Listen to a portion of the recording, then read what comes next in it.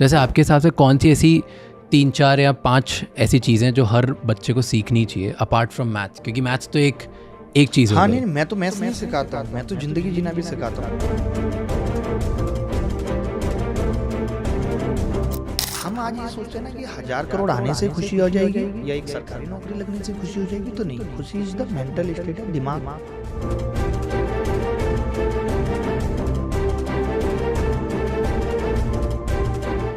अगर जीवन जितना उलझा हुआ है तो समझो सुकून खो रहा है, सुकून जा रहा है। तो जीवन को बहुत उलझाना भी नहीं।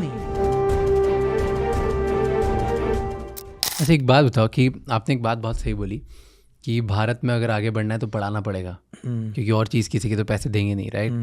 पर और मेरे को ऐसा लगता है कि पैसा तो चलो सेकेंडरी है।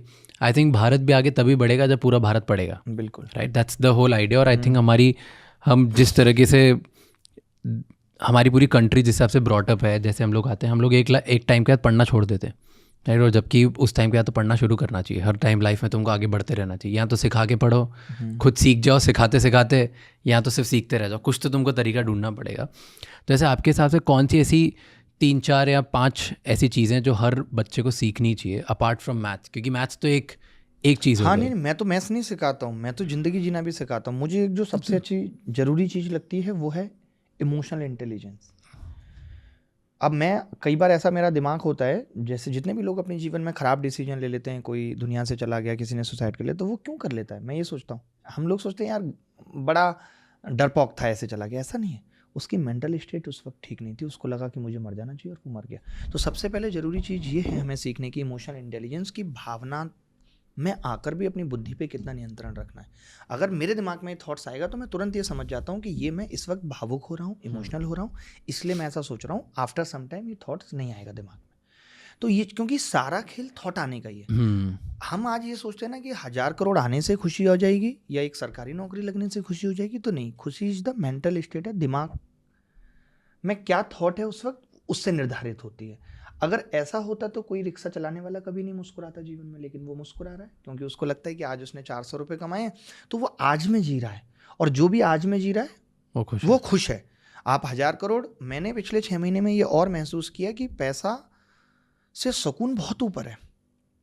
अगर जीवन जितना उलझा हुआ है तो समझो सुकून खो रहा है, सुकून जा रहा है। तो जीवन को बहुत उलझाना भी नहीं है। उलझती हुई जिंदगी में सुकून खो जाता है। ये लाइन मैंने अभी आज से 2 दिन पहले ही लिखी कि उलझती हुई जिंदगी में सुकून खो जाता है। तो बहुत उलझाना नहीं है, क्योंकि अब आपने देखा सीसीडी वाले ने सुसाइड किया और क्या बोल के कि वो 1000 करोड़ का बिजनेस तो कर ही चुका था, लेकिन उसने कहा कि उसने अच्छा नहीं किया। तो ये उसके दिमाग ने गलत सोचा।